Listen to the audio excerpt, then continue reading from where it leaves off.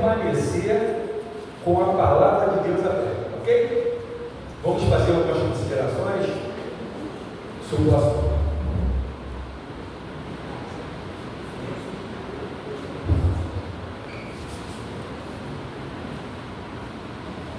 Aqui se refere a uma parábola, né? São 3 parábolas numa só. Interessante, né? Elas têm início e todas as 3 não terminam, dão sempre continuidade. Isso é muito importante, né?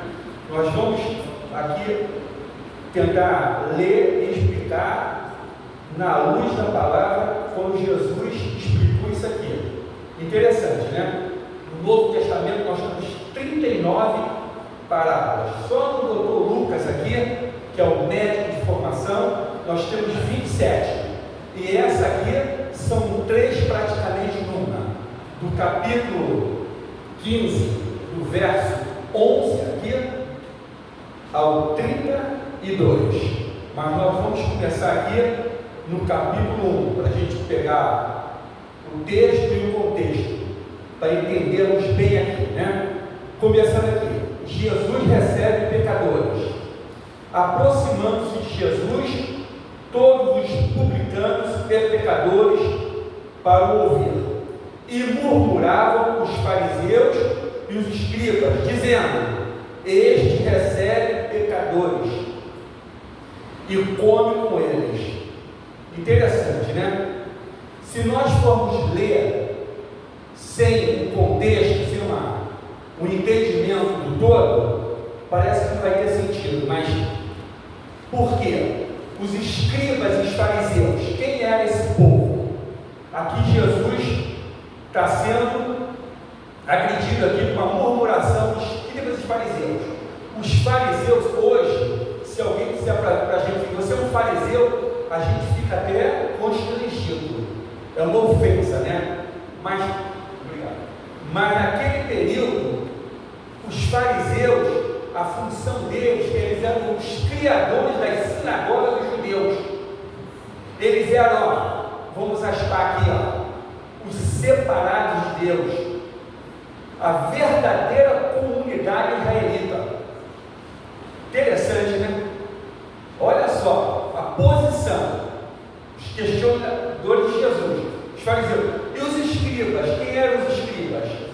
Como se fossem os componentes do Supremo Tribunal Federal. Aqui no Brasil, a gente tem que ter um entendimento, que é a instância maior, né? Aqueles que dão a explicação das leis, resolvem elucidam toda a temática da lei, né?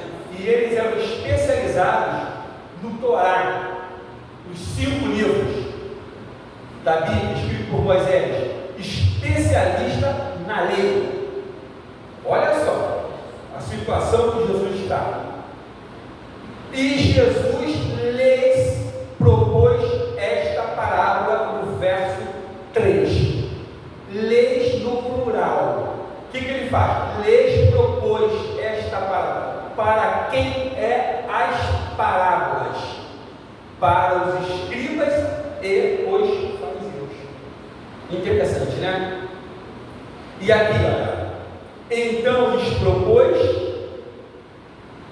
esta parábola: qual dentre vós é o homem que, possuindo 100 ovelhas e perdendo uma delas, não deixa no deserto as 99 e vai buscar a que se perdeu até encontrá-la, e achando a põe sobre os seus ombros, cheio de júbilo, e indo para casa reúne os amigos e vizinhos, dizendo: alegrai-vos comigo, porque já achei a minha ovelha perdida. Fantástico, né? Interessante, à luz da história, interessante a gente estudar o contexto e ver à luz da arqueologia, da história, a explicação que saiu da boca de Jesus, para dar mais sentido e riqueza nos detalhes, porque assim vai servir muito para a gente. Porque a ovelha aqui, quando ele se refere, que o pastor pastor deixa todas e vai buscar uma, porque se uma ovelha, um aprisco, se perder, o que acontece? Até o pôr do sol, o pastor tem que resgatá-la. Porque se não resgatar ela vai ser o quê? Vai ser comida pelos predadores, com toda certeza. Mas se ela for astuta, esperta, bem esperta, ela se refugia no deserto, nos espinhos do deserto, não vai ser comida pelo predador.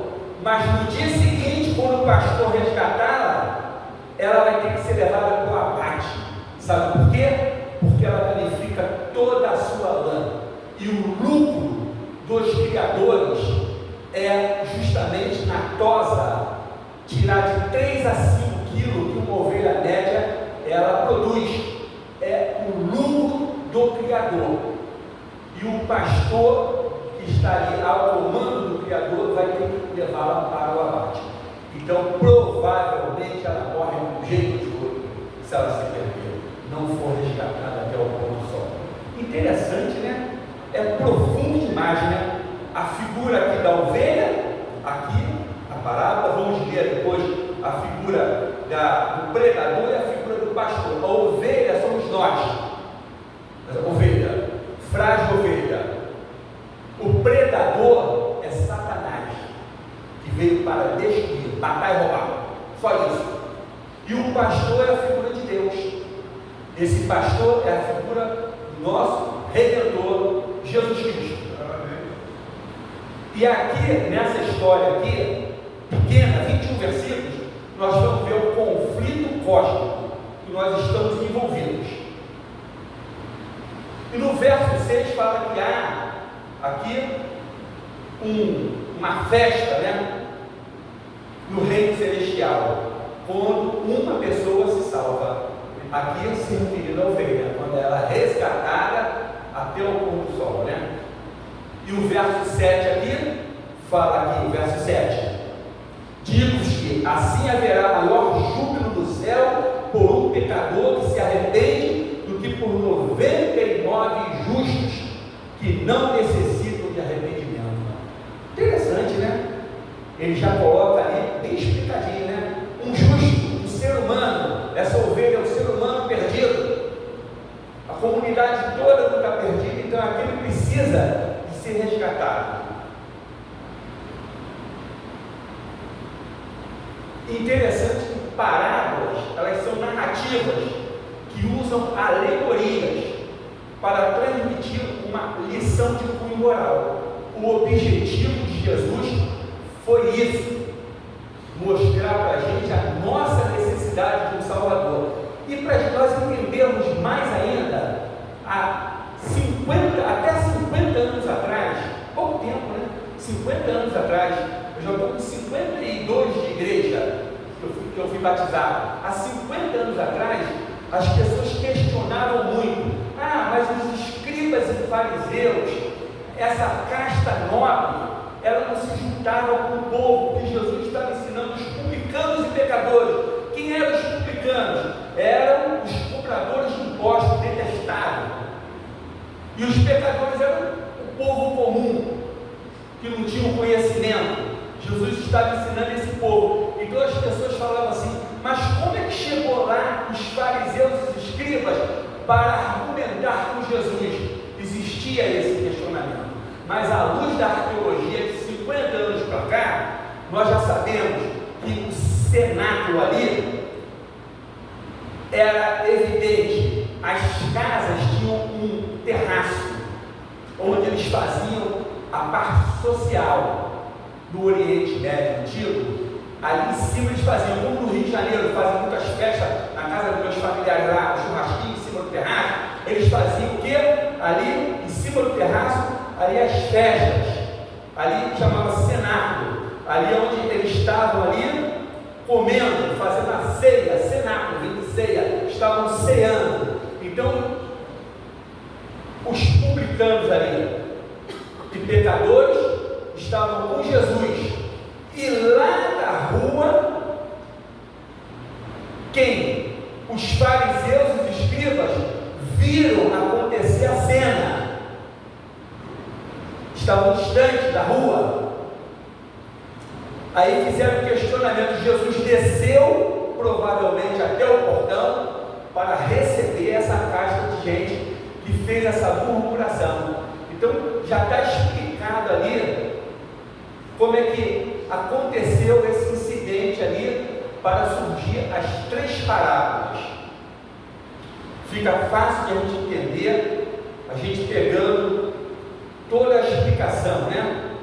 E no verso 8 do capítulo 15, ele já entra na dracma perdida.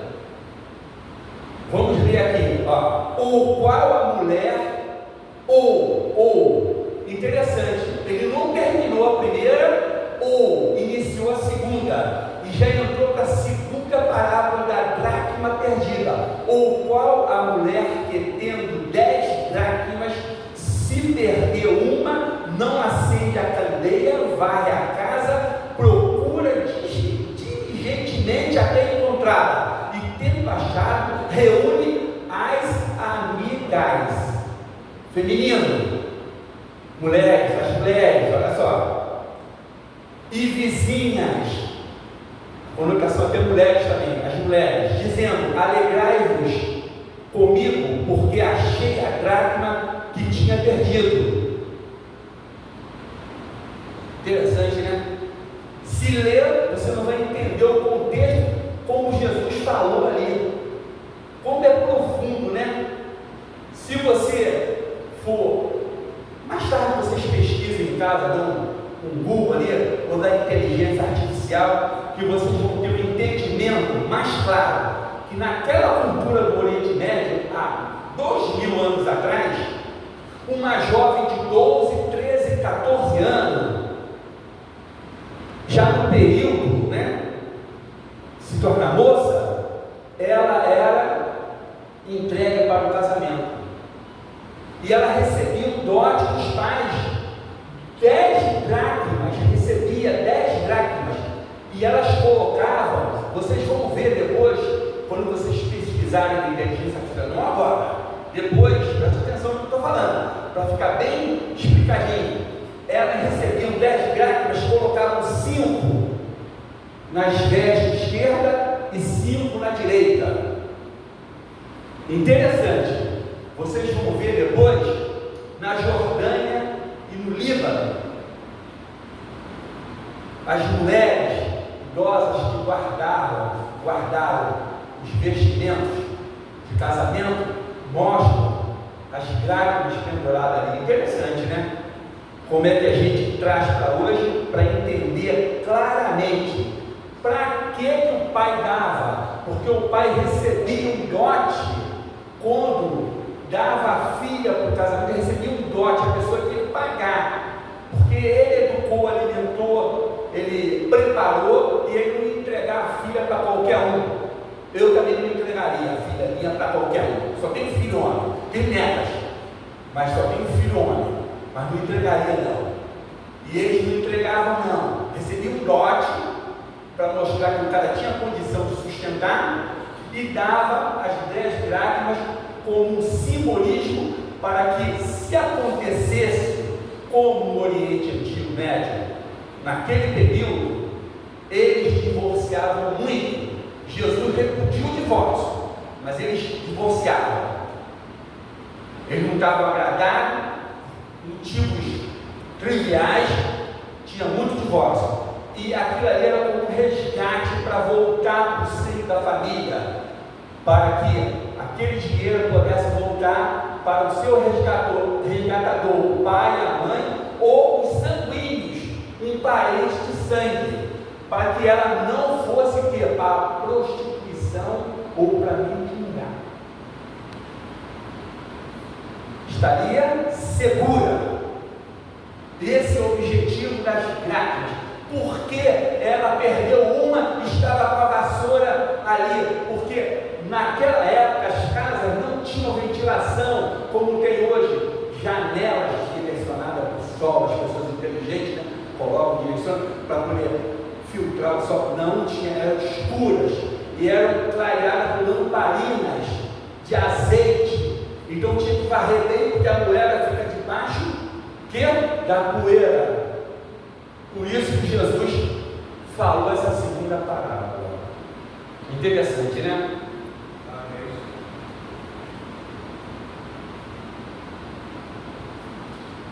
E o verso 11 continuou. Olha só, ele não dá o fim, ele passa uma, passa a segunda, a terceira e continuou. E não vai ter o final dessa história, não, porque o final vai terminar conosco aqui. Depois de 2000 anos, ela dá continuidade para a gente. Aqui, continuou o verso 11 e disse: o mais moço, dá-me a parte que me cabe da herança. Vamos colocar a luz da parte jurídica hoje e do tempo antigo do Oriente. O indivíduo, eu tenho 2 filhos, um de 44 e um de 37, e 2 filhos, homens. Se caso eu tenho uma casa própria, um apartamento próprio meu, se caso meu filho mais velho ou mais novo aqui, bater lá na minha porta: pai, eu estou precisando de money, estou em situação difícil, vamos ver quanto custa a sua casa e vamos dividir isso aí, me dá a parte que me cabe. Gente, ele vai estar me ofendendo, ele já está querendo antecipar minha morte. É o que aconteceu ali. O indivíduo já está falando: ó, tu já viveu demais, pai, já devia ter morrido, me dá. Por quê? A parte só cabe ao indivíduo juridicamente naquele tempo e hoje, depois que o indivíduo morre. Aí faz o inventário. Como é que é feito o inventário? Vamos mostrar aqui. 50% fica para a família. Se ele, no caso aqui que ele não morreu, pediu, ficou 50% para a família, o pai, para a família, e os outros 50% vai dividir entre aqueles que estão pedindo. É o que aconteceu aqui, uma loucura, né? Então, o pai fez o quê? Leis, plural, raciocina, o verbo leis, repartiu os haveres, leis, tanto o jovem que pediu, ingrato, como aquele também, o mais velho. Ele deu para os 2. Agora tem uma parte, tudo tem uma parte jurídica, tudo envolve direito, no caso aqui, de patrimônio.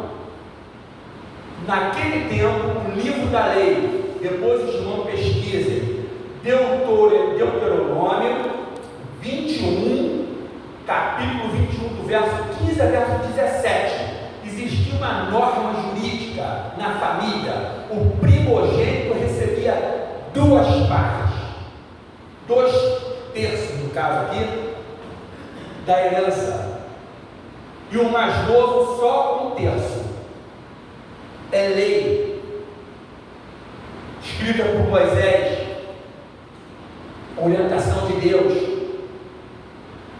Então o indivíduo se precipitou e pediu os haveres dele. Eu coloquei aqui a luz da explicação aqui dos valores das dracmas e uma propriedade média.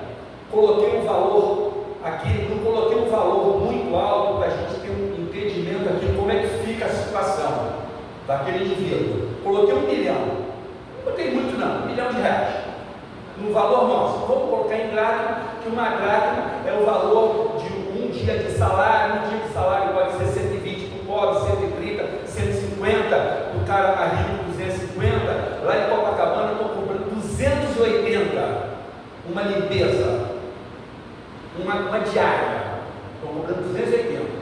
Aqui em Resende a gente paga 150, quem tem mais uma condição, os outros pagam até lá na cidade até 120. Então eu coloquei R$1 milhão. R$1 milhão. Se ele dividiu, 500 mil ficou para a família, 500 mil ficou para dividir. 500 mil, 2/3 para o mais velho, 167 mil para o mais velho. E o mais novo, quanto ficou? 84 mil reais. Olha, pouco, né? Se fosse 2 milhões, 164, se fosse 4 milhões, 328 mil. Não ficaria muito não, sabia? Nessa divisão, sabe por quê? Uma fazenda, ela, organizada, ela vale, mas se você for vendê-la, transformar em dinheiro rapidamente, eu vou vender agora, eu quero dinheiro, eu tenho uma propriedade, eu preciso do dinheiro amanhã, sabe o que vai acontecer? Um mercado financeiro te paga 50% só. Os espertalhões do mercado financeiro só te pagam 50% do valor em espécie. Provavelmente aconteceu com ele aqui, que ele não levou patrimônio, ovelha das costas, não. Ele levou dracma, sacola de dracma, para poder farrear. E o verso 13 aqui fala que ele ajuntou tudo e saiu. O que é? Transformou aquele dinheiro em dracmas, pegou na sacola e saiu para farrear. Se fosse aqui em Resende, ele ia farrear onde? Ipanema, Copacabana, Leblon, Barra da Tijuca e Recreio dos Bandeirantes. E provavelmente ia ficar no hotel Copacabana Palace, para gastar bastante. Eu dei um Google lá e vi. São 30 dias sem férias, sem carnaval, sem Natal, sem Ano Novo, 30 dias sem evento. Sabe quanto fica? Só o cafezinho da manhã. Sem almoço, sem janta. Fica em 114 mil reais a diária do Copacabana Palace. Sem eventos. Com evento, quintuplica o valor. Só o carnaval dá o valor de um mês. 5 dias, 100 mil reais. 1,5 milhão, 30 dias. Olha aqui, o indivíduo quando quer gastar, ele gasta tudo. Vocês vão ver aqui. Por isso que o pai ficou aguardando esse filho voltar. Eu tenho a história aqui, é muita informação ainda para a gente complementar a história. O Rodrigo aqui, um indivíduo que ele é um hacker, inteligentíssimo, garotão, 25 anos. Ele hackeava, sabe o quê? Cartão corporativo de indústria. Sabe que ele foi para Dubai e ele estava gastando $50 mil por dia. Ele gastou em 6 meses 9 milhões de dólares. Multiplique isso aí por 5 para ficar por baixo. 50 mil dólares por dia, 2 milhões e meio por dia em Dubai. Dissolutamente, quando o indivíduo vai gastar, ele gasta tudo, ele gasta mais do que tem. Verso 13 aqui fala: vivendo dissolutamente, vivendo independente de Deus. Quando o indivíduo quer viver independente de Deus, nada sacia a fome dele, nem sexo, nem dinheiro, nem farra, nem prazer, nada. E ele saiu daquela sacola ali de 1/3 da fazenda, com 50% de depreciação. Provavelmente ele não ficou um mês. Sabe por quê?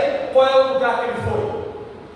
Historicamente, só podia ir para Roma ou Antioquia, o centro das grandes metrópoles na época.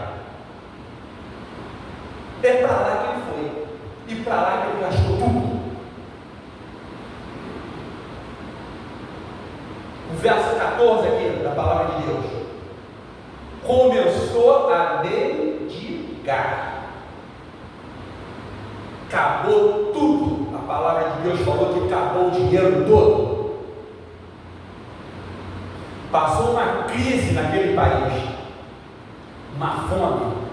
Nós não passamos uma crise aqui na Covid? Nos Estados Unidos não passou uma crise na quebra das bolsas? Vira e mexe tem uma crise, né? E lá teve uma crise. E no verso 15, ele agregou-se a um chamado, vamos aspar aqui, amigo. Sabe por quê? Amigo e aspa, que quando acaba o dinheiro, acaba os amigos. Amigo, você pode ter muito quando tem dinheiro, mas quando você tiver dificuldade, você vai ver seus amigos. E ele agregou-se a um cidadão que ele falou que era amigo, mas não era amigo não. E ele pediu um emprego para esse amigo. Quando o indivíduo está em dificuldade, as pessoas falam assim, vai trabalhar vagabundo. Não é assim? Agride mais. Ele pediu um emprego, o indivíduo deu um trabalho para ele. Sabe qual foi o trabalho que deu para ele, segundo a palavra de Deus? Porcos. É o que você falou aí. Guardar porcos, tratar de porcos. E ele, tá bom, eu vou, mas me dê a alfarroba que os porcos comem, que eu estou com fome. Sabe o que é alfarroba, gente? Mateus capítulo 3, verso 4, fala que a alfarroba é uma planta da alfarrobeira, é uma planta adocicada, deliciosa, que João Batista comia no deserto, alimenta os pobres. Ele queria comer isso, mas não, a alfarroba é para porco, você vai comer lavagem. Sabe o que é lavagem, gente? Eu conheço bem, eu sei. Perto lá de Madureira, nasci em Madureira, tinha um sítio de Madureira que o indivíduo criava porcos, e fica aquela lavagem ali, os patos, os bichos tudo ali, defecando ali, e o porco come aquilo. É aquilo que é lavagem. Foi aquilo que deu para o jovem aqui, o jovem pródigo. Aí ele pensou, vou comer a lavagem, larguei meu pai na fazenda, tive agora na farra esse período todinho, na prostituição, gastei dinheiro, bebi, agora eu vou comer a lavagem, não. Aí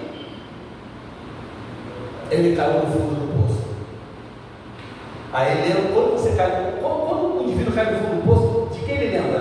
Do papai e da mamãe, né? Geralmente não é a mamãe, que a mamãe é mais solidária, né? A mamãe é mais doce, né? Lembrou do papai e da mamãe. O indivíduo, quando está fora do eixo, ele cai em si, é a melhor coisa do mundo, cair em si. O arrependimento, isso é nobre, o arrependimento. Eu não sei se alguém já leu alguma coisa de Augusto Cury aqui? Um escritor, eu tenho vários livros de Augusto Cury, um escritor cristão, psiquiatra. Ele fala num dos trechos dele sobre Jesus, a grandeza de Jesus. Ele fala: a grandeza do ser humano não é os seus acertos, é você reconhecer os seus erros e corrigir as suas rotas. É o que ele fez aqui. Ele conheceu os erros dele e ele começou a corrigir as suas rotas. Ele caiu em si. É a coisa melhor do mundo quando o indivíduo se arrepende, quando a pessoa cai em si. E ele caiu em si. Aí, no verso 18 da palavra de Deus, aqui, fala aqui, verso 18.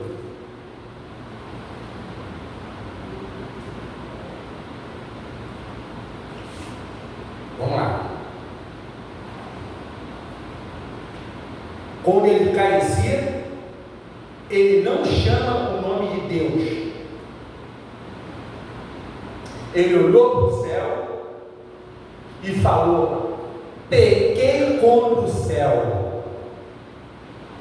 Adventista do sétimo dia, né? Doutrinário, né? Ele não quis falar pequei contra Deus, sabe por quê? Porque o terceiro mandamento da lei de Deus, lá em Êxodo 20, fala que falar o nome do Senhor em vão é o quê? Pequei contra o céu. Aí ele já está fazendo o retorno, né? E no verso 19, ele pensou, ele só pensou. Ele não falou, não externou, não. Diz a palavra de Deus que ele pensou.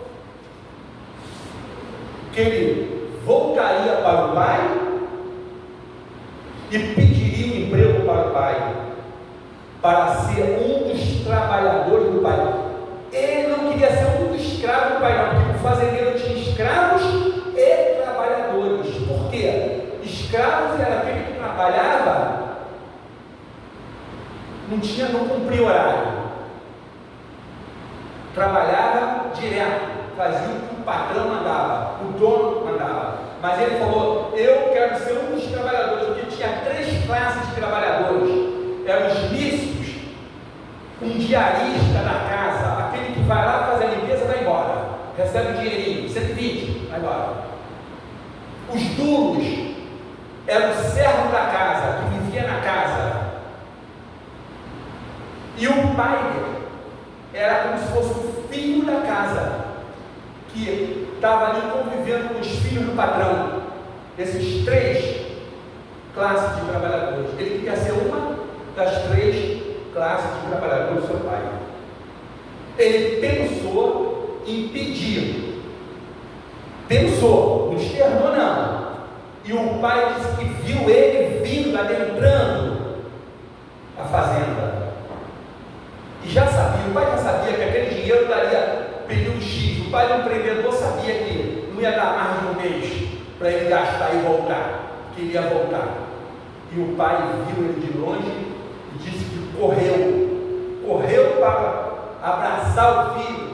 E na cultura patriarcal, que era essa cultura patriarcal, ele teria que ajoelhar e beijar o pé do pai. Mas o pai não deixou de fazer isso não. O pai correu e o abraçou. Interessante, né? Um pai naquela época, um fazendeiro, na cultura patriarcal, ele não corria. Quem corria eram os empregados. E quem beijava era o empregado, beijava no pé, mas o pai o beijou na face dele. Interessante, né? Sabe por quê? Aqui diz que, aqui mostra aqui que a família é a oficina modeladora do caráter. Amém? Que nós temos uma família. Amém. Amém. E esse jovem tinha família, se revoltoso, voltando agora, mostrando a figura do pai e a figura de Deus. A gente faz tanta coisa errada, né? Sem vergonha até de falar com Deus, e Deus está sempre pronto a nos perdoar. Pede, Ele concede. Se você voltar, Ele te aceita. Mas aquele texto decorado no verso 21, pequei contra o céu, não sou mais digno de ser chamado teu filho. Ele pensou, mas o pai interrompeu ele e diz: tu é o meu filho, não é o meu servo. Antes dele externar, o pai falou: tu não é meu servo. E falou para os servos: traz o melhor roupa para colocar nesse jovem. Ele estava fedorento, fedendo a porco, sem tomar banho, com o pé no chão. Diz aqui que ele colocou uma roupa nesse jovem e fez uma complementação fantástica, um anel, símbolo de aliança com Deus, um anel. Esse anel que as pessoas colocam em casa, símbolo de união matrimonial, colocou um anel, sinal de filho, sinal de aliança divina, e pediu para os empregados: me traz sandálias. Vou te colocar sandálias. Você não é um escravo, você não é um servo, você não é um dos trabalhadores meu, você é meu filho. Amém? É essa atitude de Deus para conosco. Temos ali exemplos vastos. Gênesis, livro da criação, capítulo 18, verso 7, a história de Abraão, onde chegou lá os 3 anjos para ser recepcionado. Interessante.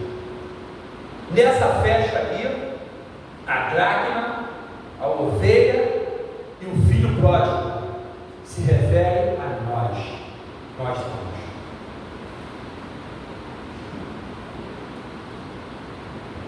quando nos convertemos, segundo capítulo, verso 24 aqui, há um regozijo no céu, há uma festa celestial, espiritualmente falando. E interessante aqui, esse aqui é o título, Filho Pródigo, mas a gente pode mudar o título não é inspiração não, o título foi, as pessoas colocam o título para dar, claro, é o contexto aqui, o texto, né? A gente poderia colocar aqui o Pai Maravilhoso, né? O título aqui, ou os dois filhos ingratos, né? Por quê?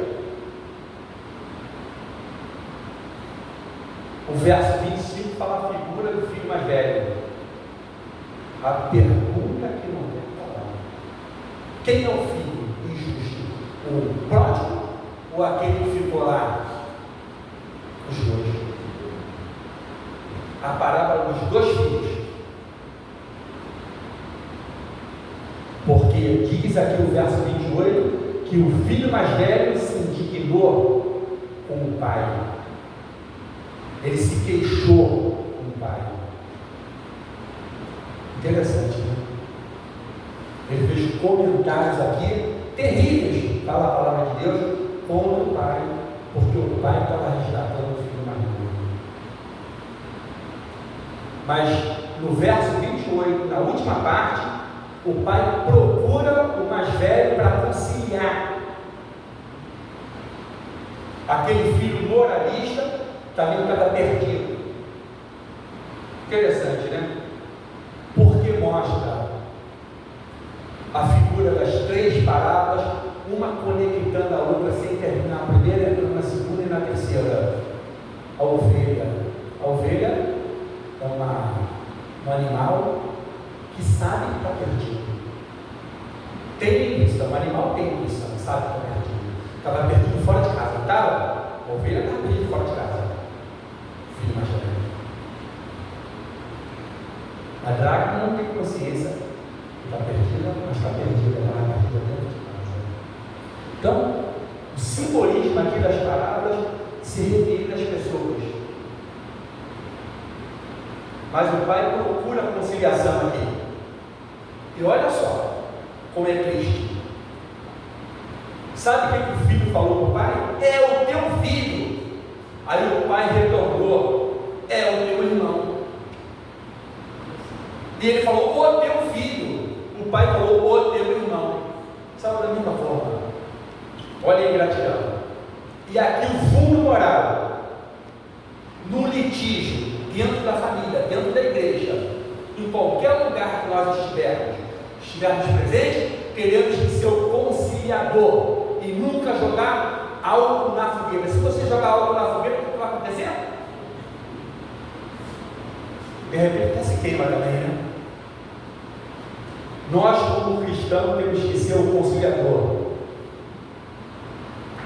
E aqui, no verso 29, ele, o moralista, o filho que ficou, falou que era obediente, que o pai nunca deu um cabritinho para ele. Gente, que ingratidão daquele filho.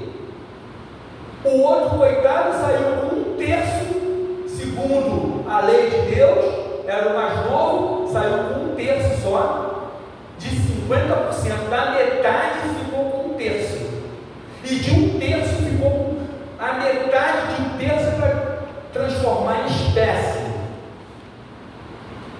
O outro ficou com tudo, uma fazenda trabalhada, ficou com tudo, mas não estava satisfeito, fazendo comentários contra o pai. Tu mataste o novilho para ele e eu nunca recebi um cabritinho. Gente, que ingratidão, terrível, né? E aqui mostra que essa figura representa nós. Está falando de nós. A mensagem é para nós aqui, depois de 2000 anos atrás. Eu peguei a passagem de Paulo quando diz: tudo é nosso, a vida, o presente, o porvir, a morte, tudo é nosso, e nós somos de Cristo, e Cristo é de Deus. A ovelha, a dracma e o filho pródigo. nós estamos representados nesses 21 versículos da palavra de Deus. E aqui, o contexto geral, a aplicação para nós. A vida eterna é nossa em Cristo Jesus. Sabe por quê? Porque Cristo, antes da fundação do mundo, já foi oferecido pelo Pai para morrer na cruz por nós. E quando ele morreu na cruz, o que aconteceu? Passamos a ser herdeiros de Cristo Jesus. As vestes de Cristo são lançadas sobre nós como naquele jovem.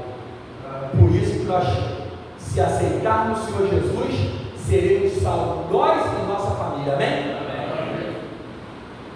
Que Jesus foi oferecido antes da fundação do mundo e foi executado na cruz do Calvário no ano 33 da nossa era, para que nós pudéssemos ter herança com Deus, porque Ele morreu. Aí nós somos legítimos herdeiros.